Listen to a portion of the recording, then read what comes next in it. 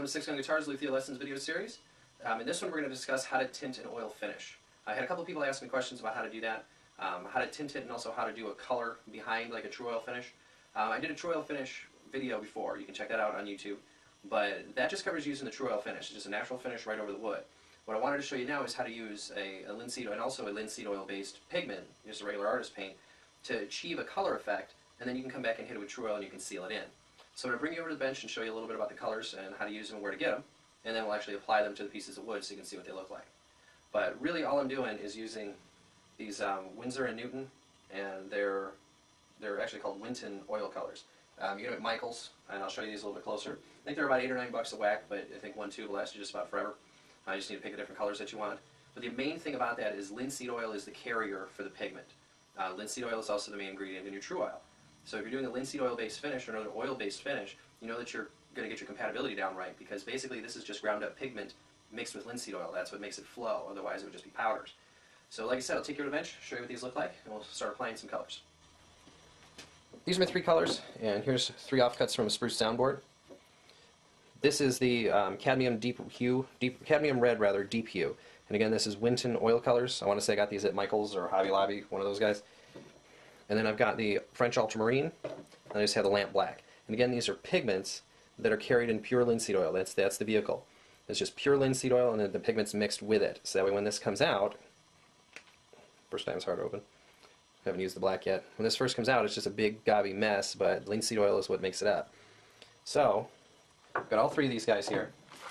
And what I've done before to do some tinting on wood is there's one of 2 things. You can rub this stuff directly on and cut it back as you rub with your rag. And because linseed oil is the carrier, you can actually add some linseed oil to this, rub it on as well, and when you pull up, you're going to have a lot of that blue pigment on your rag. So you can actually cut it back with linseed oil as well, as long as you get on there right away. Another method of doing this is taking like a small baby food jar or a tiny little glass jar, adding a little true oil to it, adding a little of this color to it, and go ahead and mixing it up in the jar and then using it. You have to use it all right away though, because it'll skin over and harden up real fast. It's just way too much oxygen and way too much surface area on the true oil for it to stay liquid. Because true oil is polymerized, so it's already cross-linked. It's already basically half-dried, I guess is the best way of saying it in a quick way when it's in there. So as soon as it gets exposed to any oxygen, it dries up real fast.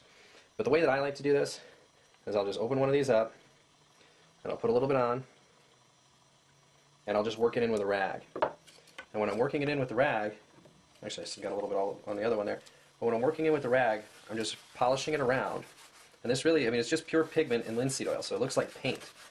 But I'm just working it around and working it into other areas of the wood, and I'm trying to keep the wiping down a little bit. So this is kind of quick and dirty, but you can see that we got some pigment applied here. So what I'm going to do now is come back and using what I've got on the rag, kind of finish up some other areas here. Now if you had to do a blue finish, or you had to do something like that where you need a really deep blue, or you want to blend one color into another, rubbing this on just gives the wood a really, really nice look. And again, you've got to even it out. I've got finger marks and thumb marks and all that kinds of stuff over here, but that's because I'm doing this just kind of quickly. If I was doing this on a regular guitar, I would work in some small areas, get them the way I want, and then start working next to it in another area. So we get some blue. There's a couple of spots that don't have as much pigment. You can just come back and you can add a little bit more pigment to it, which is not very hard. Just come back and squeeze a little bit more on. Go ahead and take your rag and begin wiping it on. You can kind of control where you want it to go. So right now I'd like to finish up the rest of this wood. So I'm going to kind of control it and flow it over where I want to. And notice I've got a lot on there right now. So what I'll do with my rag is come back and spread it out really good and thin it. So now that I've thinned it pretty good, you start to get the evenness. And you get a pretty nice look out of it. It really brings out the grain. Now the other colors is going to be the same thing. You know, if you want to try the red out, the red is going to basically do the same thing, so I'm not going to go too nuts with it. And I've got blue all over my hands. I wouldn't be doing this if I had blue all over my hands if this was for real, because the stuff does transfer pretty quickly. In fact, this little dot that you probably noticed earlier, that's some of the blue pigment, and that's all you got to do, and it's all over the place. So here's our red. And again, I want to kind of control where I want it to go by moving it around with the rag. And this is a very, very bright red. And you'll notice as you're using different pieces how much you can cut back without adding linseed oil and how much you can. The red, especially this red, has a lot of coverage to it. So what you want to do is go to a clean part of your rag first. You go ahead and cut it back. And you just cut it back by wiping. I'm really only getting the middle because I'm trying to show all this as I'm doing it. But you can start to see a little bit of the grain coming back out. So I'm going to go to another clean part of my rag, and I'm going to do the same thing.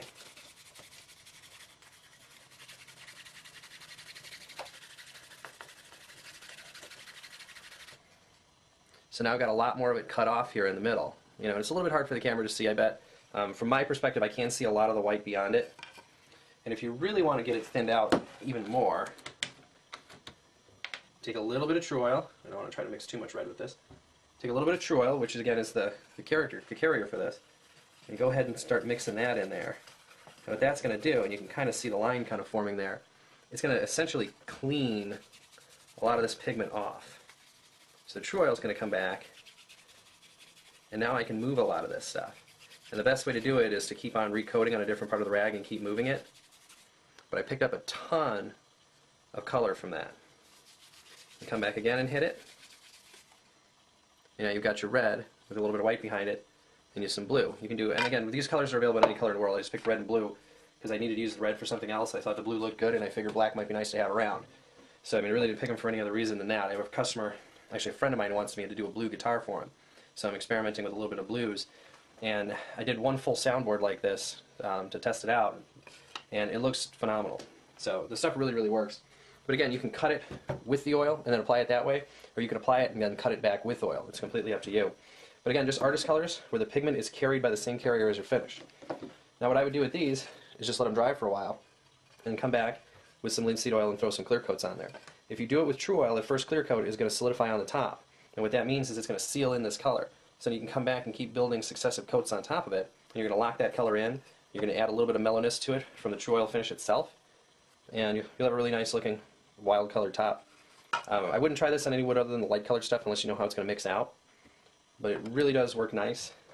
And it's a very quick, very easy, and very consistent. I mean, this is a deep, deep, really nice color on here. Really nice way to color an instrument, and you know it's going to last forever. If you have any questions on this, you can shoot me an email, and that's 6gunguitars@gmail.com. And that is it for adding pigment to tru-oil.